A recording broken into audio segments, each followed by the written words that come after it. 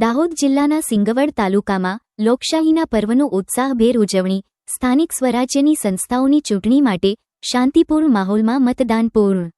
જિલ્લા ચૂંટણી તંત્ર દ્વારા ચુસ્ત પોલીસ બંદોબસ્ત અને તમામ મતદાન મથકો પર જરૂરી સુવિધાઓ સાથે મતદાન પ્રક્રિયા પૂર્ણ.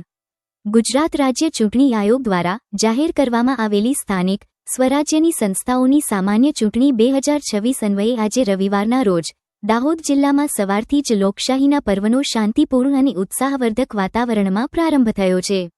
દાહોદ નગરપાલિકા, જિલ્લા પંચાયત, તમામ તાલુકા પંચાયતો માટે મતદારોએ સવારથી જ મતદાન મથકો ઉત્સાહભેર મતદાનનો પ્રારંભ કર્યો છે. જિલ્લા ચૂંટણી અધિકારી અને કલેક્ટર શ્રી યોગેશ નિરગુડેની સીધી દેખરેખ હેઠળ સમગ્ર જિલ્લામાં મતદાન પ્રક્રિયા સુચારુ રીતે હાથ ધરવામાં આવી છે. મતદાન મથકો પર વરિષ્ઠ નાગરિકો, યુવા મતદારો અને મહિલાઓમાં ઉત્સાહ જોવા મળી રહ્યો છે. વહીવટી તંત્ર દ્વારા દિવ્યાંગ મતદારો અને વૃદ્ધો માટે ખાસ વ્હીલચેર તેમજ અનુકૂળ સુવિધાઓ ઊભી કરવામાં આવી છે, જેથી તેઓ કોઈપણ અડચણ વગર પોતાના મતાધિકારનો ઉપયોગ કરી શકે.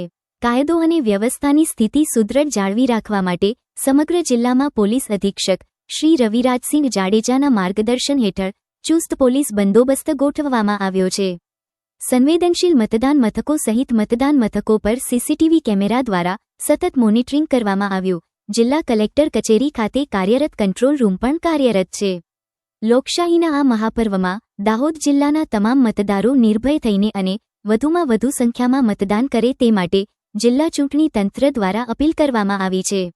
મતદાન પ્રક્રિયા સાંજના સવારે 6 વાગ્યે પૂર્ણ થયું. પૂર્વ કેન્દ્રીય મંત્રી અને દાહોદ સાંસદ જસવંતસિંહ ભાભોરે પોતાના વતન દાસા ખાતે પરિવાર સાથે મતદાન કર્યું. લીમખેડા ધારાસભ્ય શૈલેષભાઈ ભાભોરે પોતાના પરિવાર સાથે મતદાન કર્યું.